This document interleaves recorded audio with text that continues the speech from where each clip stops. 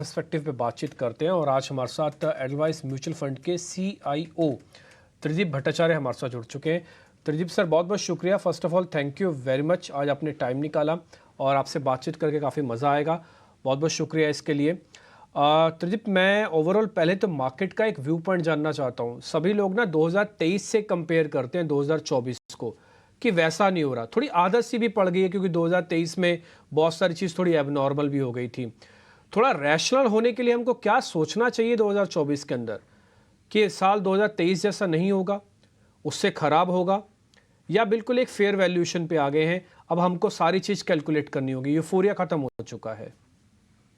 मेरे हिसाब से 2024 की बैटिंग पिच थोड़ा 2023 से अलग है। वो इसलिए क्योंकि 2023 में द मेन इशू जो हम ग्रैपल कर रहे थे वो ये था कि इंटरेस्ट रेट कब पीक होगा, इन्फ्लेशन कब पीक होगा, वगैरह वगैरह। लेकिन 2024 is a year of elections. अगर आप ऐसे देखें इसको कि more than 50% of the top 20 nations are going through their national elections this year. तो इसमें जो एक नॉइस फैक्टर होगा मार्केट्स में वो साधारण तौर के मुकाबले काफी ज्यादा होगा। तो ये इसलिए इसमें अपने आप को फोकस करके उन जगहों पे काम करना जहाँ के अर्निंग्स बेहतर हो या जहाँ के फंडामेंटल्स बेहतर हो, उसको उसमें खासा फोकस की जरूरत होगी, क्योंकि अदरवाइज न्यूज फ्लो या फिर मैक्रो नॉइस कह लीजिए, ये साल काफी ज्यादा रहने वाला है। त्रिदीप जी, नमस्कार। मैं सृष्टि बात कर रही हूँ। आपने अपना मार्केट्स पे तो व्यू दिया कि इस बार पिच डिफरेंट हो सकती है, पर आपने ये भी बोला कि जहाँ पे अर्निंग्स पुश हो वहाँ पे फोकस रखना चाहिए। तो सर, कहाँ पे बनेगा पैसा? कौन से ऐसे सेक्टर्स हैं जहाँ पे आपको लगता है कि 2024 में ये सेक्टर्स आउट परफॉर्म करते हुए नज़र आ रहे हैं? खास तौर से मिड और स्मॉल कैप के लिए जानना चाहूँगी सर, क्योंकि कंसर्न्स वहाँ पे अब थोड़े से ज़्यादा उठ रहे हैं कि क्या 2023 के मुकाबले 2024 में वैसा प्रदर्शन हम देख पाएंगे या नहीं। मुद्दे की सवाल है। उसका मैं तो पहले लार्ज मिड और स्मॉल को अगर आप देखें कि क्या हो रहा है, उसमें आप पाइएगा कि लार्ज कैप जो स्टॉक्स है उसके वैल्यूएशंस अभी भी इनलाइन है 10-10 ईयर एवरेज के मुताबिक। सो वैल्यूएशंस आर रीजनेबल, बट वहां पे अर्निंग्स ग्रोथ थोड़ा सा कम है।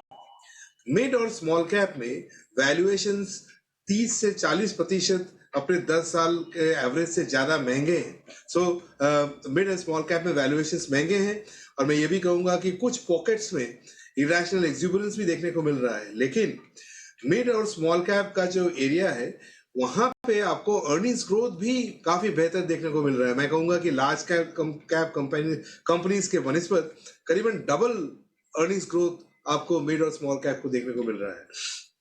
तो ऐसे माहौल में केवल मिड और स्मॉल कैप को कंप्लीट इग्नोर करना मेरे ख्याल में सही अप्रोच नहीं होगा। Selective stock picking within mid और small cap is the way to गो।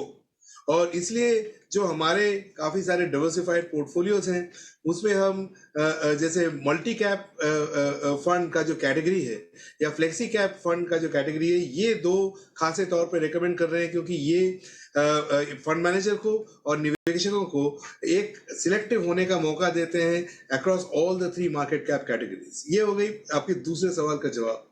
पहले इसको अगर आप एक और तरीके से स्लाइस एंड डाइस करें कि कहाँ अर्निंग्स दुरुस्त रहेंगे, तो मेरे हिसाब से 5 ऐसे एरियाज हैं जहां पे कि अर्निंग्स दुरुस्त रहने वाले हैं अगले 12 से 15 महीने या 1 से 2 साल के अगर आप समय लेके चले। पहला तो मेरे ख्याल में बोलते ही रहे हैं हम कि वो कैपेक्स की जो थीम है वो पोस्ट सिलेक्शन और जोर पकड़ेगी। कल एक कैपिटल गुड्स कंपनी ने रिजल्ट डिक्लेयर किया, जिन्होंने अपने बताया कि ऑर्डर बुक में जो ग्रोथ है, जो इजाफा है, वो करीबन 35% है।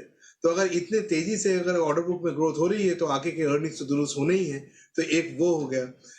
दूसरा मैं कहूंगा पावर एज ए सेगमेंट।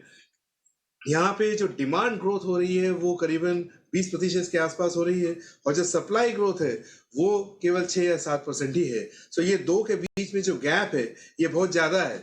इसलिए जो कंपनीज हैं जो पावर थीम से बिलोंग करते हैं उनको काफी बेनिफिट होने वाला है अगले 2-3 साल में अर्निंग्स पॉइंट ऑफ व्यू से। ये दूसरी बात मैं रखना चाहूंगा। तीसरा मैं कहूंगा रियल एस्टेट। रियल एस्टेट मेरे ख्याल में एक 5 से 7 साल का एक अप साइकिल के बीच में है, जिसमें डायरेक्ट और इनडायरेक्ट प्लेस और रियल एस्टेट ये दोनों जगह में बेनिफिट हमको देखने को मिल सकता है। और फाइनली मैं ये कहूंगा कि IT services could be the dark horse of calendar year 24। आज उनके तारे शायद बहुत ज्यादा बेहतर ना है, लेकिन जैसे जैसे अब हम CY25 अगले साल की तरफ रुख करेंगे और ग्लोबल ग्रोथ बॉटम आउट होगा, उस समय इनकी अर्निंग्स जो है धीरे धीरे बॉटम आउट होकर बेहतर होना शुरू करेंगे।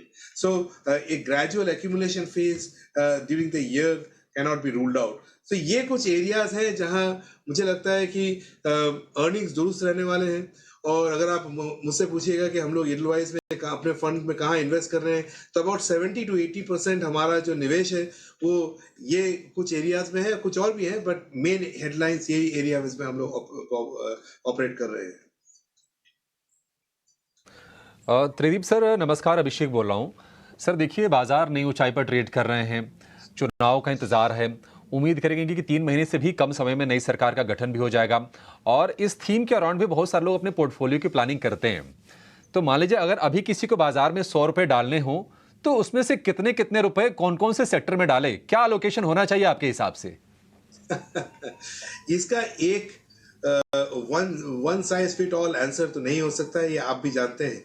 मेरे ख्याल से इन्वेस्टर्स को अपने एडवाइजर के साथ बैठ करके अपने रिस्क एपेटाइट और रिटर्न पर्सपेक्टिव को ध्यान में रखते हुए ये एलोकेशन करना चाहिए। लेकिन मैं एक चीज जरूर कहूंगा कि ये अगर आप पिछले 20-30 सालों का election year stock price performance की तरफ नजर देखें तो 2-3 चीजें तो बहुत क्लियर तरीके से सामने आती है। पहला कि इलेक्शन के ठीक पहले या फिर बाद में एक करेक्शन देखने को मिलता है स्टॉक मार्केट्स में, जिसका कि इन्वेस्टर्स लाभ उठा सकते हैं। दूसरा, ये जो करेक्शन होता है यूजुअली इलेक्शन टाइम्स में, ये क्षणिक होता है, शॉर्ट टर्म के लिए आता है और फिर वापस मार्केट अपने अर्निंग्स को फोकस करने शुरू हो जाते हैं। तो इसे इलेक्शन को बहुत बड़ा मुद्दा नहीं बनाना चाहिए। Ultimately earnings is the big daddy, elections is an event which will come and go. ये दूसरी बात देखने को आती है। और तीसरा, अगर आप देखें कि जो इंटरिम बजट में जो गवर्नमेंट ने अपना पर्सपेक्टिव रखा, उसे एक चीज तो बहुत क्लियर है कि अगले 4-5 साल में अगर मैक्रो स्टेबिलिटी बनी रहे तो ग्रोथ इंफ्रास्ट्रक्चर के तरफ तो और ज्यादा शायद हो। सो इसलिए जो पोर्टफोलियोज हो उसको थोड़ा सा इंफ्रास्ट्रक्चर ओरिएंटेड या फिर मैन्युफैक्चरिंग ओरिएंटेड रखें तो ज्यादा बेहतर होगा।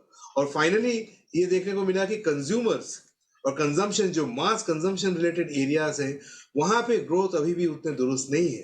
सो वहां पे शायद मैं अंडरवेट रहूंगा। तो ये मेरा पोर्टफोलियो का पोजीशनिंग रहेगा। और बाकी कैसे इन्वेस्ट करना है थ्रू द ईयर, ये तो मैं कहूंगा कि एसटीपी के हिसाब से ही करना चाहिए, क्योंकि इलेक्शन ईयर में वोलेटिलिटी काफी जोरदार देखी गई है।